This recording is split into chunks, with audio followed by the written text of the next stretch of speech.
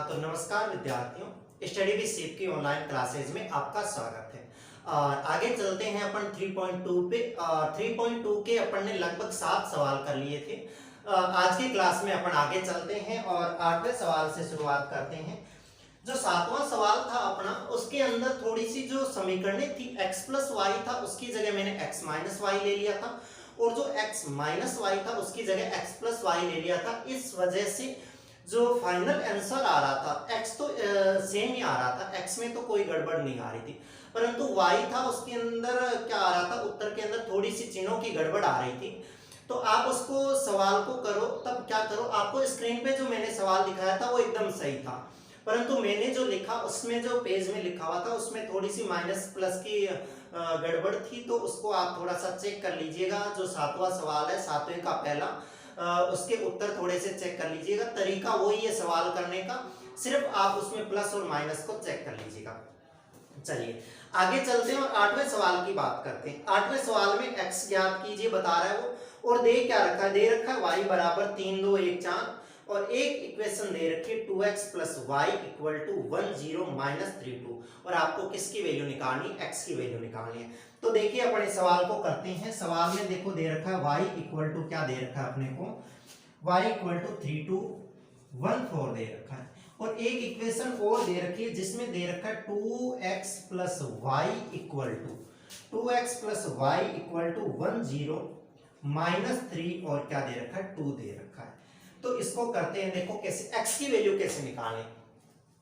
x ये पड़ा और y ये मान दे रखा, मैं इस y की जगह ये मान रख दूं तो अपने पास में कौन बचेगा, x ही बचेगा, और इसको सोल्व करके क्या निकालेंगे अपन, x की वैल्यू निकालेंगे। तो मैं ऐसे करता हूं 2x प्लस, इस y की जगह क्या लिखूं, देखो ये लिखूं 3 2, और क्या लिखूं 1 4, इक्वल में देखो क्या होगा, इक्वल में होगा 1 0 और माइनस 3, और क्या होगा 2 होगा।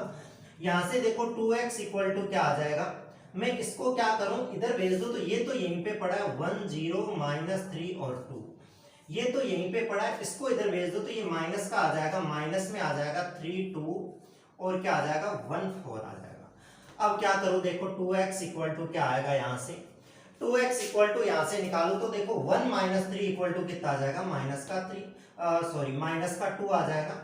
1 माइनस 3 तो माइनस 2, 0 माइनस 2 तो कितना, माइनस का 2, और माइनस 3 माइनस 1 तो कितना आ जाएगा, माइनस का 4, 2 माइनस 4 तो कितना आ जाएगा, माइनस का 2।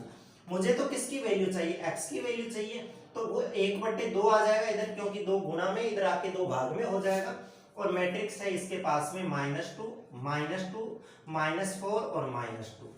अब मैं इसका डिवाइड कर दूंगा अंदर यहाँ पे, तो क्या आ जाएगा माइनस का 1, यहाँ भी माइनस का 1, और यहाँ आ जाएगा माइनस का 2, और यहाँ आ जाएगा माइनस का 1।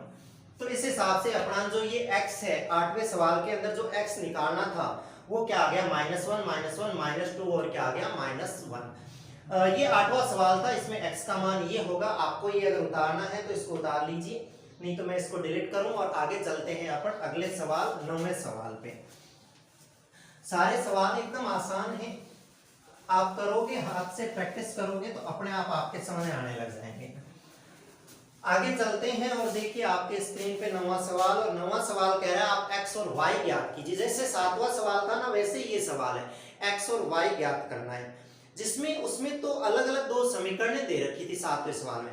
इसके अंदर क्या कर रखा है, एक पूरी समीकरण दे रखी है जिसमें 2 मैट्रिक्स प्लस में दे रखी है, इक्वल में क्या दे रखी है, एक मैट्रिक्स। तो अपन पहले से ये जानते हैं कि अगर 2 मैट्रिक्स इक्वल में हो जाए तो उनके संगत अवयव क्या होते हैं, बराबर होते हैं। उस कंसेप्ट को लेते हुए अपन क्या करेंगे, आज ये जो 9वां सवाल है इसको कंप्लीट करते हैं।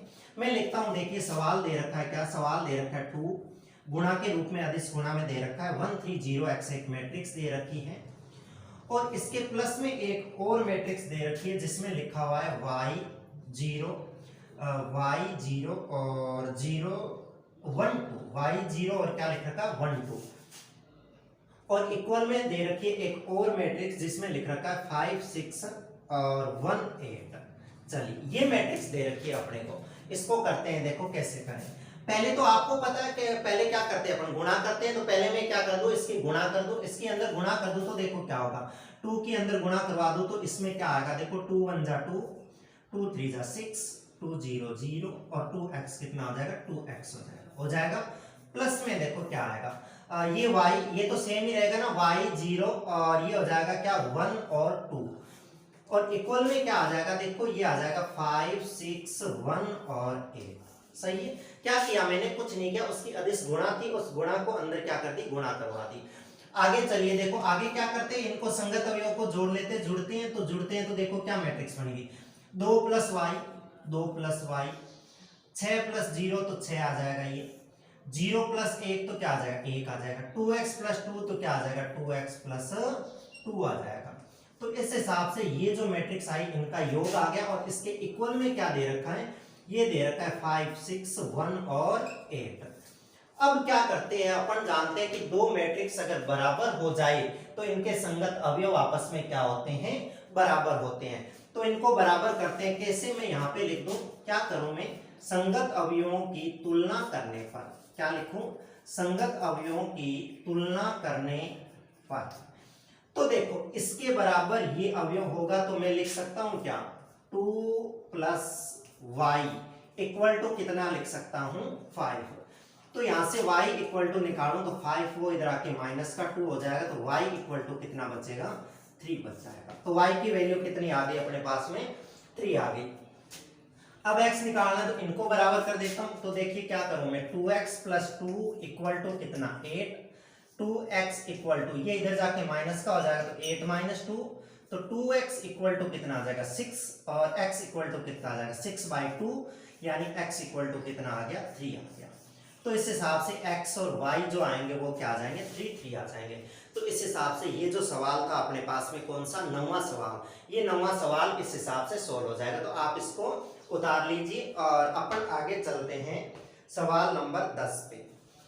उतार लिया होगा आपने, मैं इसको डिलीट कर रहा हूं, और आगे चलते हुए अपन क्या करते हैं, 10वां सवाल करते हैं। सेम ऐसा का ऐसा यही सवाल है, उसके अंदर ये पूछ रहा है x y z और t 4 अब की बार मान दे रखे हैं, उन चारों के पूछ रहा है ये, तो 2 के पूछे, 4 के पूछे, 1 के पूछे, तरीका तो वही है सवाल करने का, जो 1 का मान निकालेंगे वही 2 का निकालने का, वही 3 का।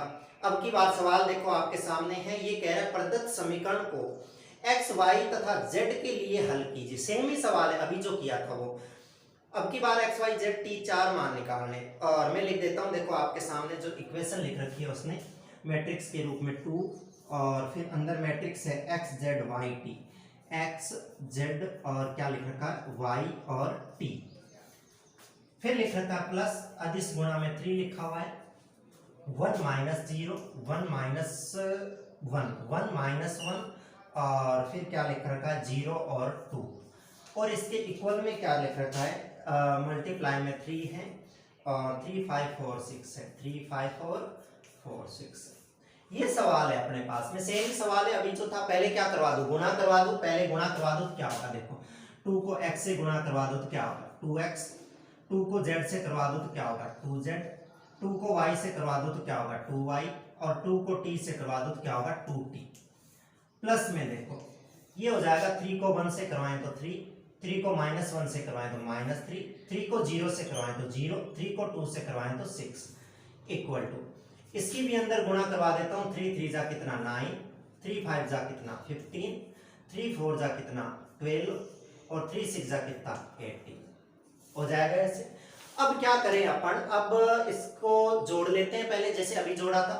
इन दोनों को क्या कर लेते हैं अपन, इन दोनों को ऐड कर लेते हैं। तो देखो कैसे ऐड कर लेंगे, 2x + 3, ऐड तो ऐसे ही होगा, ये हो जाएगा कितना 2x + 3, इसको ऐड करते हैं तो क्या होगा, देखो 2z -3 हो जाएगा, ये प्लस माइनस माइनस होता है, 2y + 0 तो ये 2y ही रह जाएगा, और 2t + 6 ये हो जाएगा कितना, ये हो जाएगा 2t प्लस में कितना 6, और इक्वल में क्या दे रखा है अपने को, ये दे रखा है 9 15 12 और 18 ये दे रखे।